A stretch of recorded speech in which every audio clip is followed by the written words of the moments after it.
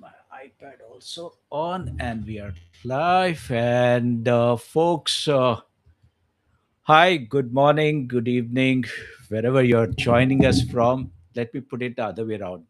Good evening and good morning, New Jersey, and good morning, Andrew, and welcome to the Weekend Aquarist. We had a slight problem logging in and the live stream was not working. I seem to be having a problem with Murphy's Law every other time. So I need to make peace with the gods and especially the YouTube gods. But this time we are back and thank you so much, Andrew.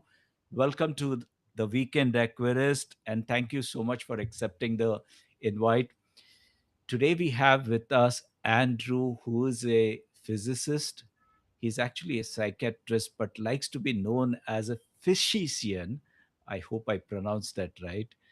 Andrew has, a very interesting aquarist bio. He is been into aquariums and aquascaping for over 23 years now, maybe more, I think. And he has kept some amazing tropical fish, including chocolate gouramis, which he has bred. He's also kept and bred wild discus. So we'll talk about that as well.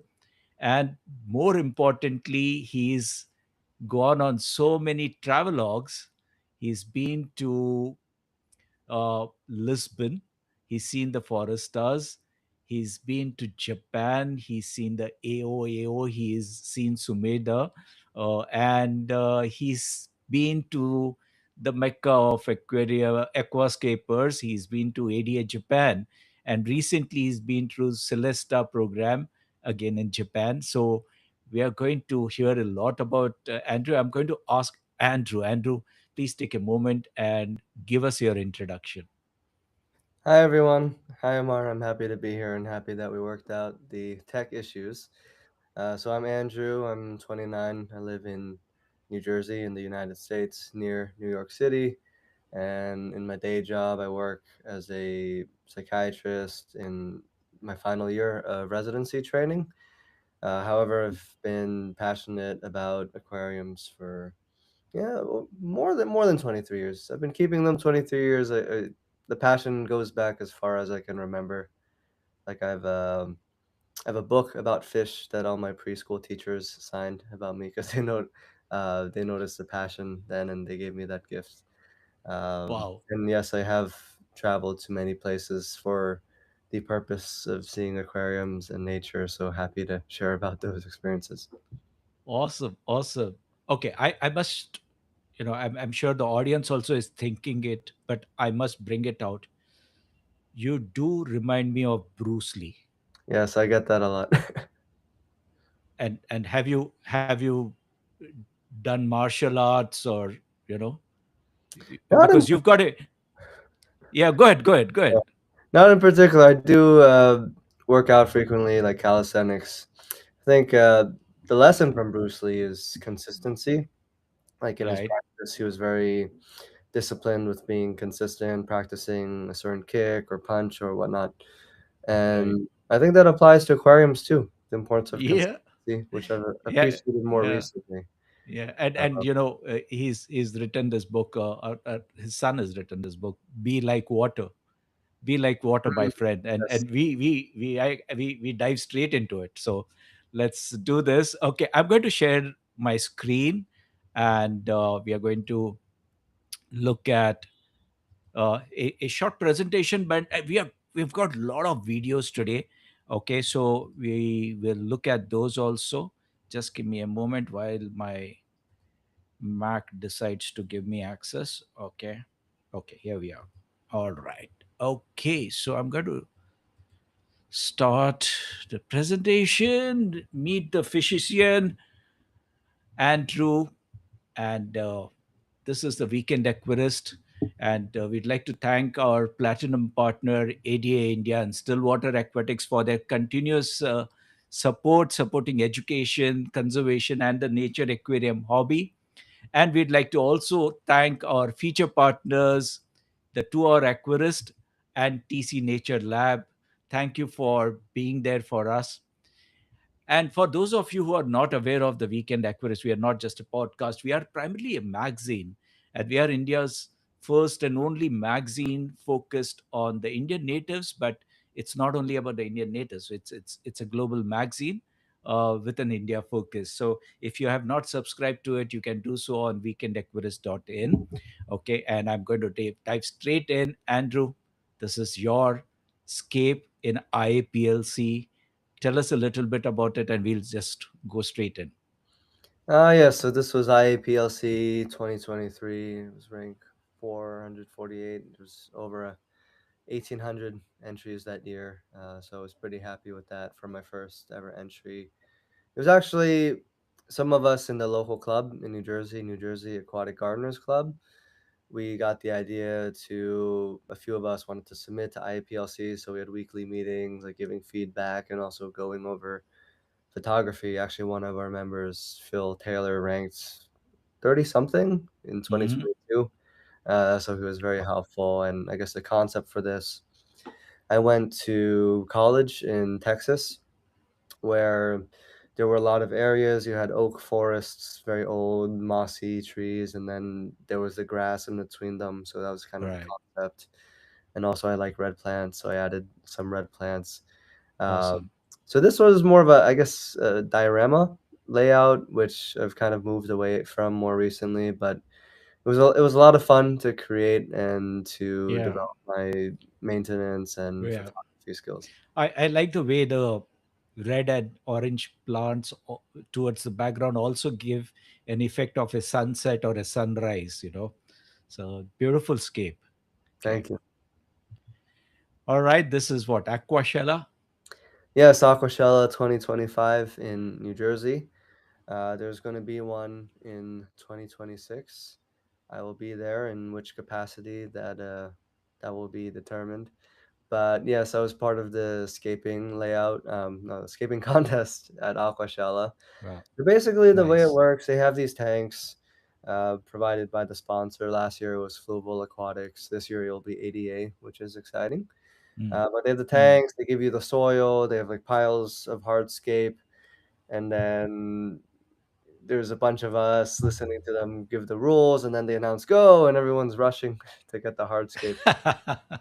So I got the Yeah. biggest pieces of wood I can find. I do prefer working with wood, and Yeah. eventually created something. They gave us the plants, the Right. fish. I used some of my trade-in credit with a local store that was also a vendor at the show to get the fish. Right. Right. Uh, but it worked out nicely. It was very different for me because I think a lot of us at home are used to being very deliberate with the layout creation. It's like, oh, I'm gonna have the empty tank, or gonna have the escaping dojo, and I'm gonna work on it for like weeks, make a tweak here, make a tweak there. But you have to be very decisive because really we Yeah. only had Yeah. 1.5 days to do this. Yeah, it's quite a task to do it impromptu and then do it under the pressure of a competition. So amazing. Good. Okay, I'm going to move a little bit faster than I usually do because I am excited to see the videos that are Sure. coming up. Yeah. Okay. Hey, this one I hope YouTube doesn't censor it. Okay, Andrew. It must have been a really hot day that day. Okay, It go ahead, was, please. yeah, first week of August. This is my current main tank now. Or if you count the sump, it's around 400 gallons, 1,500 Wow. liters. Wow. That's where I keep most of my discus. Right. Yeah, I mean, sometimes people comment on my videos or whatever. Oh, put on a shirt. I do it because number one, it can get hot, the lights and all that. But Yeah. also, like when you have water involved, and the shortest of my tanks are 60 centimeters deep, Right. 2 feet for the Americans. So it's like if I have a shirt, it's going to get wet. So Right. that's the Okay. reason. But Okay. yeah, it's an acrylic tank, which is why I can rest my weight on there. Don't do Right. that with a glass tank, Right. please. Yeah. But yeah, it was just very fun to create this and bring it to life. Right. I'm going to move on from this photograph before YouTube decides to censor this live Sure. shoot. Okay. Chocolate gouramis. Okay. Yeah, so when I started keeping fish at age 6, I went to a fish store for fish food, and there were these magazines, tropical fish hobbies, because Weekend Aquarist didn't exist back then, right? Um, so I I picked up like a that. couple of issues, and then in both of them there was like a two-part series on chocolate gourami, and I was just very Okay. fascinated by them. And I Right. can't really put a reason to it because I'm a 6-year-old kid, and that was around the time that glowfish and all that were coming out too. But I just like this brown fish that kind of looks like a leaf. Mm-hmm. So recently, like last year, I got a group again for the first time in a Mm-hmm. while, Mm-hmm. and then around January of this year, I noticed, oh wait, their mouths are like swollen. Mm. So I remembered, oh wait, they're mouth brooders, and then I realized, oh, they're breeding. So in this photo, the one in the middle with like the red highlights, that's a Right. male. You can see Right. the mouth is a bit distended, Right. and essentially he's holding eggs.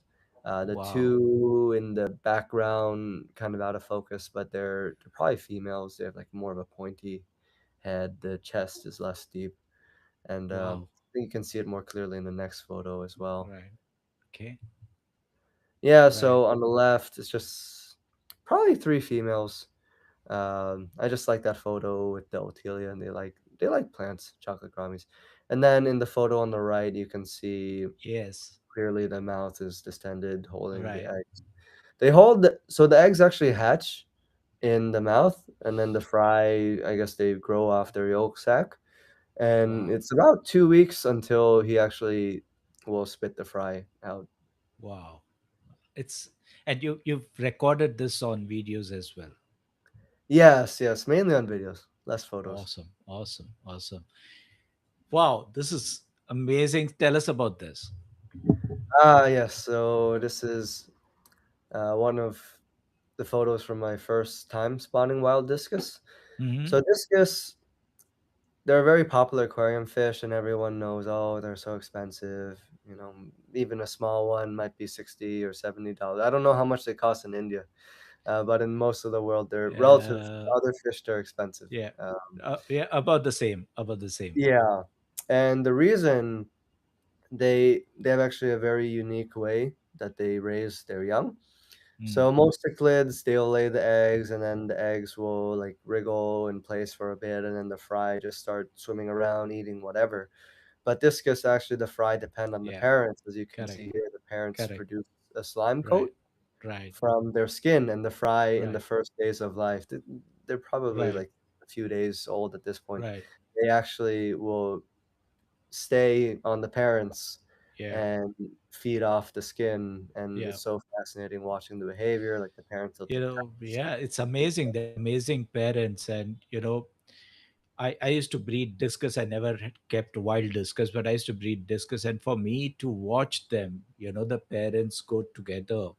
One of them is always on guard, the other one Yeah, is having the fry on their body. And when they get tired, if they have to move it, they'll just shake them off, and then the fry transfer to the other parent. So it's amazing to watch them. exactly, Yeah, exactly. It's yeah, uh, yeah. Okay. it's really great it's so special. You can't describe it on words. And these Yeah. photos were from like the early stages. Like they like to lay on a vertical surface, so I think that's the male like fertilizing the eggs that had been laid, and then the other photo Right. shows the female with Right. the eggs at that early stage when they've like hatched, but they're still kind of wriggling in place, feeding off the Right. yolk sac. Right. Right. Amazing. These are grow Uh, out stages, huh? it was like 6 months or so, and Yeah. then this is a year old. As you can see, these three are all actually siblings, but they look quite Mm, different, and also they look mm, different than the parents, which I found very interesting. mm, mm, mm. Where are we? Are we in Floresta? Ah, yes, Floresta Submersas in Lisbon, Portugal. Um, yeah, I've been here twice. First time was in 2022 because number one, I was in my fourth year of medical school, so there was a Right. lot of free time, relatively speaking, Right. to the other parts of medical school. And then also I heard a rumor that they were going to close the exhibit because originally this exhibit was only supposed to be for 3 years. So I heard a Mm, rumor, I thought, oh, I have to go. So I went with Yeah. my mother to Spain and Portugal. We made a trip out of it. I spent 3 hours here at that time, just kind of taking everything in. Yeah. And it just, it's very hard to put words on it. I guess the way I Yeah. describe it to people, once you're there, it changes the way you see yourself in relation Yeah. to nature. It just Yeah. feels like you're immersed in nature because it's like that U-shaped tank. Yeah. Yeah. So you're Yeah. surrounded by it and you Yeah. just appreciate, okay, I mean, man can create nature. Obviously, Wow. it was a big team of people that created Right. this, Right. but also that creation can foster the sense of wonder and natural inspiration Right. that Amano had from his Right. hometown, like the lagoons and all the places he went to. Right. Right. Sorry, is I think I just skipped ahead. And they were going to close it just like last month, and now they've thankfully extended it for another 3 months. And I hope to kind of make it. I'm keeping aside some visit Floresta fund, but I hope I get to see it. Okay. Are these also from the same tank? Yes, this was back in 2022. So the Altum Right. angelfish, it's one of my favorite fish. I have a few young ones now, Mm, but I first found out, of course, those photos Amano would take of his home tank with the big school of Altum angelfish. So mm, it's also like a very classic nature aquarium fish. mm, I think so. What I was told on my second visit this past May, so I did the behind the scenes tour, and apparently the Altums in this tank they were introduced as adults back in mm, 2015. So they only live like 10, 15 years, and it takes several years for them to grow to adults. So by this point, I took the photos. The fish are already quite old, but they're so mm, healthy, as you can see, and they just have mm, so much room to display the mm. natural behavior, like the pairing behavior. Awesome. Awesome. They grow quite big. So how big were these? Oh gosh, at least 30 centimeters tall, probably more. Fin to fin to fin. Huh? Yeah, Amazing. yeah, Amazing. the Yeah. fins. So Amazing. this is just me admiring the tank. You could. This actually I, was I from I the I second. like the photograph. I like the photograph because it kind of is is showing you in contemplation of what you're seeing because it's a nice photograph. Yeah, so this was for my second visit. This past May, my family were taking a vacation to the Azores Islands. It's about a Mm, 2 hour flight to Lisbon. It's still part of Portugal, technically. And, mm, they were offering the behind the scenes tour. So I woke up at 5 a.m., went to the airport, flew to Lisbon, got there, did the wow. tour, which was amazing. Uh, but then I just spent the rest of the day at this exhibit, primarily spent like 8 hours at the Oceanario in total. Awesome. And yeah, Awesome. just contemplating. And if you just are like really present with this exhibit and notice everything going on, that's Uh-huh. in itself, it's like a lecture on Nature Aquarium. Yeah. Yeah. Wow. Where was this? Also, Florestas. Okay. You get to really see the natural behavior of the fish. And it's funny, even with such a huge tank, I think it's 40 meters in total, they still have their favorite spots. Like each species has its favorite spots. Like the pearl gouramis, they like one corner. Yeah. The bleeding Yeah. hearts, they like this is like the end of the tank, so they like that. There's also one spot in the middle under some big sword plants that they like. But you get to see the natural behavior, and that's one reason. Like for myself as well, I enjoy larger aquariums because you really get to see the natural expression of the fish behavior. Like even for fish that are on the smaller side, you get to see they just act differently in a bigger tank. Yeah. Yeah. Ooh, we are in Japan. Are Oh, we? Sumida Aquarium, yes. Yeah. I had to wait a long time to get photos without people there. Yeah. Yeah. Okay. You must have got a few seconds before somebody walked in again. Yes, but Yeah. it was that the big tank on the right, it's the 4 meter tank set up by Takashi Amano, I believe 2012. Hmm. So that one was actually a very big inspiration for my current large tank. Just the idea, because he used to have Altum angelfish in there. So Hmm. the idea of a home for large cichlids. Hmm. Um, Hmm. so it's just super inspirational to actually see it in person, because Right. I remember studying it so closely from photos, but it's just different. You have to go see it. I recommend Right. anyone who enjoys aquascapes, Nature Aquarium, maybe go to Japan, go to Yeah. Sumi Aquarium. Yeah. Definitely worth a visit. Awesome. Awesome. And these are his other tanks. The very long Iwagumi on the Celesta tour, they're telling about how they maintain the glosso. They go in and cut a little bit each day. Same for the stem plants. Wow. Yeah, and then there's also a tank on the right. It's hard to see in that photo, but with a lot of lily Right. pads and a Yeah. Panagia in the background. It's just very Right. simple plant choices, but that's part of the mastery of Takashi Amano, that he took these very common or seemingly basic plants and arranged them Mm. in a very beautiful way. So what's the depth top to bottom? What's the depth like? Oh, I'm not sure. I forget the numbers. It's at least 75 centimeters, maybe more. You'd have Mm. to look it Mm. up online. They told us. I Yeah. forgot the numbers though.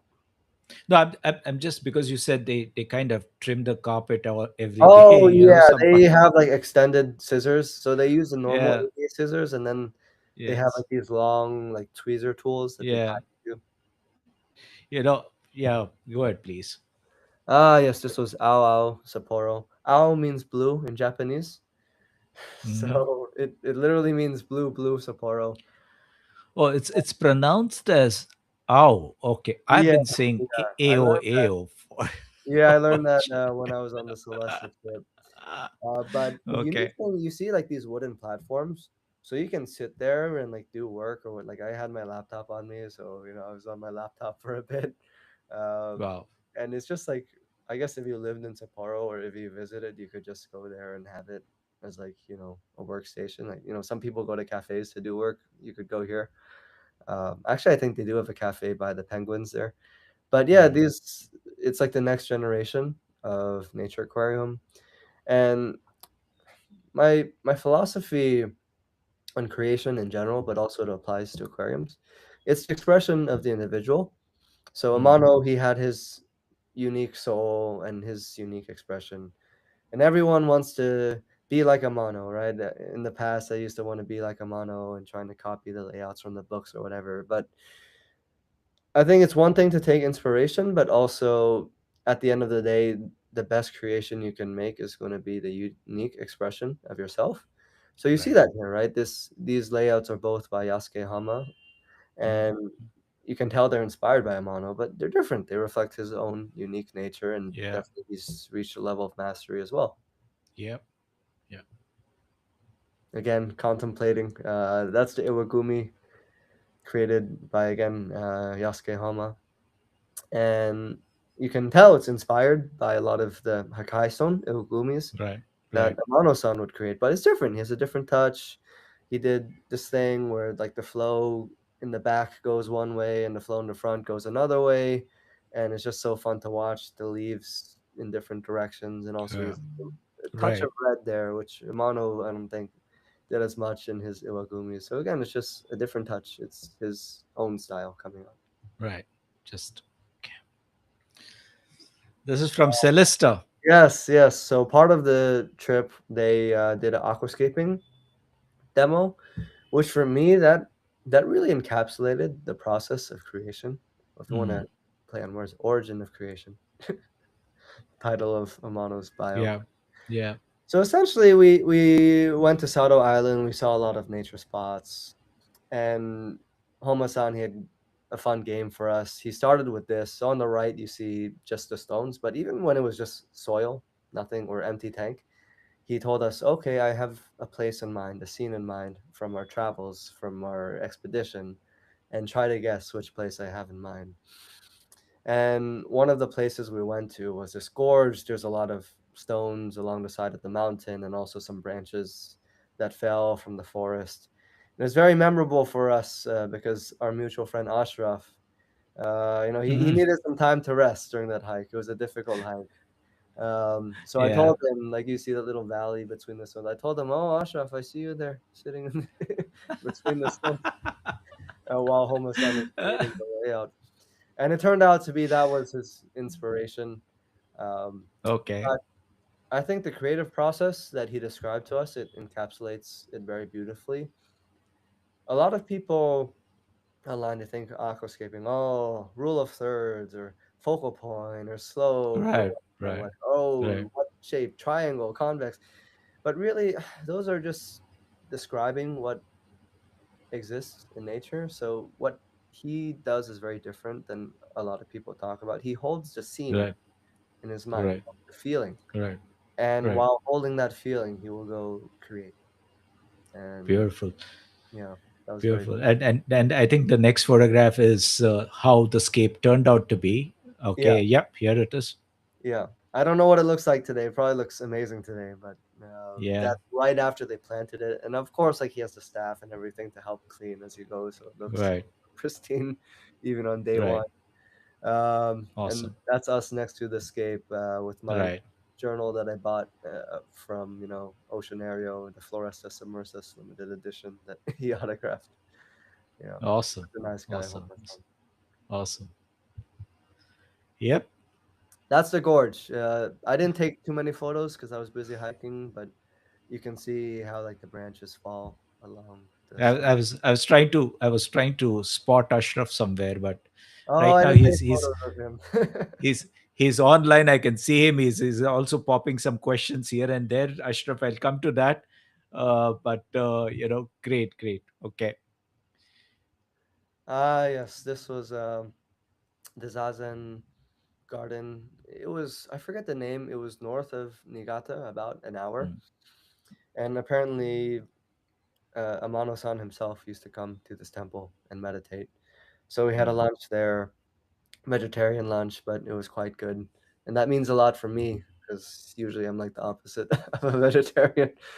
mm, And mm, Homa-san explained to us the concept of the garden. So you see you have the big stones and the pebbles on the ground, and then on the higher level you have like the colorful trees. So apparently it's meant to represent, I guess, the intersection of Earth. You have Earth in the lower part where you would be as a viewer, and then the higher part is like the heavens. So it's meant to represent that connection there. And wow, definitely Amano-san was inspired by a lot of these principles in terms of his layout creations. And also he incorporated meditation into his daily life. And even Homa-san, he told us before he creates a layout, he usually will meditate to get into the right beautiful, headspace. beautiful, amazing. Ah, yes, the cedar forests of Sado Island. So walking through here, um, as I mentioned, I enjoy the wood-based layouts. I think the Japanese word is ryoboku, combination Mm, of mm, mm, wood and stone. mm, But walking through here, I finally understood where Amano-san got it from, because people think, oh, forest wood and a bunch of straight trees, straight trunks, and you see people do that online, right? It's very mm, common. Like they buy the fake logs or whatever. mm, But the way it was explained to us, Sado Island, where it is geographically relative to the main Japanese island, mm, they there's a lot of wind that shapes the trees, and also there's a lot of snow. There can be like mm, 2 meters of snow, mm, and that's why you see those branches curving because the weight of mm, the snow in the winter mm. just kind of bends them. Right, So it overall it represents the forces of nature and the passage of time, and that's why you right. see in Nature Aquarium, you don't want just a bunch of like geometric or straight pieces or whatever, and that's where Amano learned it from. Beautiful, beautiful. So this was, I don't know if anyone's posted this before online. Mm. It was an aquascape at the ADA Gallery created by Yasuke Homa. As you can Uh-huh. tell, it's not a conventional aquascape. So the inspiration he had for this was going back, I guess, to Amano's inspiration, the lagoons of Mm, Niigata, Japan, where he used to play as a kid and he'd be underwater and see all these plants and lush aquatic life. So Homasan traveled to some of the lagoons that still remain in Niigata, and he created this layout inspired by it. Again, it's wow. much more jungle-like than a typical aquascape, but it's very beautiful, and the fish are extremely happy in Yeah, there. you can make that out. Yeah. Ashraf just pinged, and he reminds us that today is Takashi Amano-san's birthday, and Oh, is it? it's a nice way of giving tribute to Yeah. a person who's inspired generations and will continue to inspire generations. So thank Oh, you for that, Andrew, and thank you for the beautiful explanation, because many of us miss out on, we just see a beautiful scape and we say, wow, this and that, and the philosophy about it, and the philosophy behind it is something that I've reached, after interviewing so many people who've been to Japan or who get inspired by this, you get to understand the thinking behind these kind of creations, and it's really amazing, and so envious of you, having seen these. So, and thank you so much for sharing this with us. Tell us about the final one. oh, this is Amano's home tank, which that was part of the Celesta tour. On the last day, we went to have lunch at his Right, home. It's a right, very delicious lunch, by right, the way. I don't blame Ashraf for wanting right. to share the photos.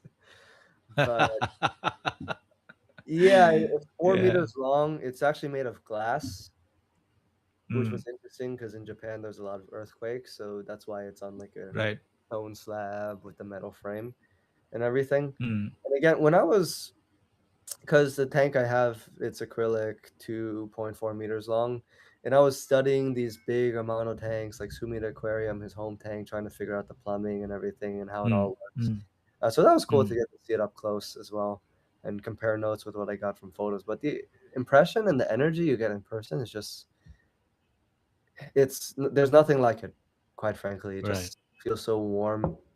In a way, you feel like home in nature, in a way. right, right. And all the fish, they're so healthy. You can't really see them in this photo just based on the scale, but there are a lot of Altum angelfish in this Yeah, tank. And yeah, they talked about the maintenance and the parameters and everything with this tank. So if you know anything about Altum angelfish, you'll know people say, oh, they want to be kept in warm water like Discus, 28 Celsius, no less than 27, mm, 26. mm. This tank is kept at 24 Celsius. Wow. Yeah. And Yeah, all the Altums were healthy. I mean, there was one that was kind of getting bullied, so he was in a bit more of rough shape. But overall, they're very healthy. Same for Floressus submersus. 24 right, degrees, the Altums there were very healthy, died of old age based on the right, autopsy that the right, veterinarians did. So this tank is just, I think in Origin of Creation, Amano wrote this is where he put all his dreams into, and right, you can tell. right, And I think that's something that's true of all of us as aquarists and right, aquascapers. We right, put our unique dreams and interests and aspirations into our tank and right, the reflection of ourselves. right. Those plants are looking so amazing. Everything is radiating so much energy. I'm sure Yeah. when you're in that room, you would be coming back energized so completely. Oh, exactly. I Yeah. didn't send you photos of the back, but you can walk around to see the back. Right. Right. And there you see a Right. little bit of red there, and that's rotala. It's like the red rotala Right. foliar. But even at the bottom, I don't know how deep it is, maybe almost 2 meters. Even at the Okay. bottom, it's perfect. I, I'm just going to, guys. I'm just going to stop this share because I've got so many other things to share, and especially, you know, um, let's see. Okay. Can you guys see this? And can you see the screen now? Yes, yes. Your Instagram account. Okay, so this is where we are talking about the discus, and let's take a look at this. Wow. Yeah, so you can see the behavior. The fry will stick to the parent, and if the parent moves, the fry got to keep up. Right. Super fun to watch. Amazing. Beautiful. There's so many things to see. So I'm going to kind of, guys, if you're not following Andrew, you can do so on Andrew Aquascapes on Instagram. Do follow him. He posts some amazing pictures and videos, and especially of his journeys across. Andrew, you'll have to guide me. Where do I go next? Oh, that's a good one. Don't tell me. yeah. Don't tell me about the photographs that or the videos that YouTube can ban. But let's Yeah, look at the fishes. Okay, actually, the go ahead. one you're hovering over now is good. Okay, Yeah, so I okay. took this yesterday. It's the chocolate Grammy babies, and it's so fun because they look like little adults now, Yeah, and they get along babies. with They their look mom. like adults. Yeah, Yeah, they're like nice. miniature adults. Yeah, they eat Yeah, alongside them and everything. It's just the most fun right, to watch. right. Tank is overgrown, but I'll be adjusting. Yeah. Okay, let's see some So more. let's see. Where do So if we you go? go, oh, actually, left on the left side, yeah, those Altums. Yeah. So this was the ADA gallery. Oh, beautiful. Yeah, so these are wild Altum fish based on the markings, probably from the Atabapo region. And Mm-hmm. if you know anything about Altums, they're very shy, Mm-hmm. delicate, the wild ones. And the fact that these are so healthy and outgoing, I mean, they did take a bit of time to get used to us visitors, but Yeah, you can tell the supreme health that they're in. And it goes back to what Amano said, Nature Aquarium, it's the perfect home for fish. yeah. Beautiful, beautiful. Just give me a moment. Okay. Let's see. So, and then if you at the bottom of your screen on the right side, the discus spawning, yes. So this Oh. is a pair of F1 discus. They're a young pair. They haven't quite cracked the code yet to having fertile eggs, but they do spawn pretty often. And they like the glass. What I've noticed, discus pairs, they choose a spot and they stick with it. Like I had another pair, it was always one leaf on a Java fern, always the same leaf. Mm, And again, it goes to show when you have fish spawning, like that's the sign that they're very comfortable in aquarium. mm-hmm. And it's I find it encouraging. You know, Beautiful. people sometimes think, oh, high tech planet tank, CO2 injection, bright lights, whatever, fish. You know, it's inevitable. They're going to be stressed. No, it doesn't have to be. They Mm, can be very comfortable in that environment. right, right. Okay. Should we Uh, look at Floristas? um, sure. Which one? Which one? That one, yeah, yeah. That's just like a quick overview of Florestas. If you go in the Beautiful. evening, like the last hour, because they stop letting people in an hour before they close, I think it's 7 p.m. Oh, So people like they'll go here and then they'll get ushered along to the main aquarium with the saltwater stuff. But I just stuck behind and had it to myself. Yeah, that's a good tip. That's a great tip. Okay. yeah. All right, let's see. Oh, the ADA gallery video. Yeah, This one? down one, Yeah? lower. Lord. Okay, yeah. That's our friend Steve. Okay. And also Rui, the owner of Aqua Eden. So I took this video the first time walking into the ADA gallery during the Celesta trip, and just captures my impression. You can see Wow. everything so clean. And Wow. people say ADA tanks, oh, they're lean, they're starved. And I was like, every leaf is perfect. It's incredible. Just immaculate condition, the finest planted aquariums I've seen in the world. Yeah. Also, the Amazing. space is really neat too. Like they have the wires through the ceiling, so they don't have stuff on the ground. Just Everything is just perfect. Just perfect. Okay. Let's look at some more. Let's get some more. sure. Okay. Where next? Scroll down, keep going, keep going. Want to look for the early chocolate. Okay, so if you go like yeah, that row like chocolate gummy babies, like 2 week, This one? This lower, one?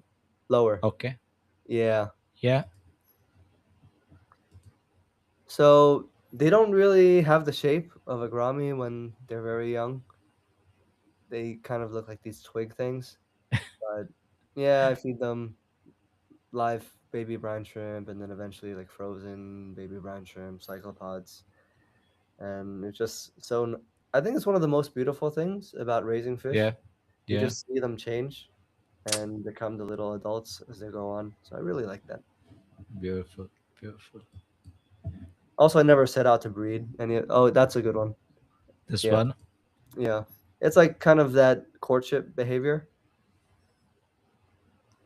I think the female wants to mate with the male who's holding the eggs, but I mean, obviously, he already has eggs, so he doesn't want to mate. Yeah, but I actually never set out to breed these. It just kind of happened by accident one day. Right, Same right. with the discus, by the way, but it's been a great journey. Awesome. Yeah, it's amazing. And the way you have documented it also is amazing. Okay. Where do Alright. we go next? Hmm. Maybe if you go back up a little bit. Ah, yes, the discus to the right. Yeah, this one? No, sure, we can look at that one too, but uh, Which one are you talking about? we can look at the one with the orange fish. Yeah. Okay. So again, this at this point the babies are a bit older. You can see they have a bit of the round shape now, and that's the mom. And as they get older, they get more independence. You know, just like human kids, they stray further from the Yeah, parents, or yeah, parents are still helicoptering over them. yeah. So they grow day to day. It's so fun to watch. Beautiful. Right. So I've got you tell me if we've got some more interesting videos to show, and I've got some questions also. Oh, here we Yeah. have with Oh yes, Miss. that's Mrs. Amano, Takashi Amano's wife, and it was such an honor to meet her. His whole family was they were just incredible people, and also all of the ADA staff were so incredible. And yeah, I showed her my discus tank. She liked it. I don't think she's a judge, so it's okay. Yeah, beautiful, beautiful. Okay,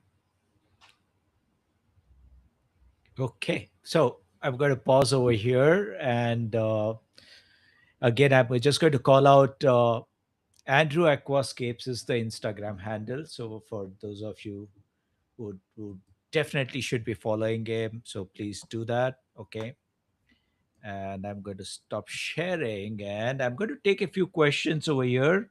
Sure. And since you are not able to see the comments, uh, Dave says you should see him with amber glasses too much. Oh, Oh that's my great. God. Yeah, the Bruce Lee glasses. And Ashraf says exactly like Bruce Lee. Okay. Then, okay, Ashraf is asking, okay, why do you travel so much? What have you learned on each trip? I think we have covered that. So I'm going to kind of go. Uh, I can't pronounce this name, so I'll just go with the comment. You can check it up later. Andrew is an amazing human being and a true expert when it comes to all things aquascaping. This Oh, is CH Dormeyer. oh, Okay, yeah. Christine. Oh, hi, Christine. Okay. Okay, Christine, sorry about that. Okay, then we have got question number 2. Hope you got your dragon rocks. What's cooking? Okay, that's from Ashraf. Okay. And one question from Ashraf is, what's the one fish of your dream? Asian arowana. Asian arowana. Okay. A Right. pair of red and gold specifically.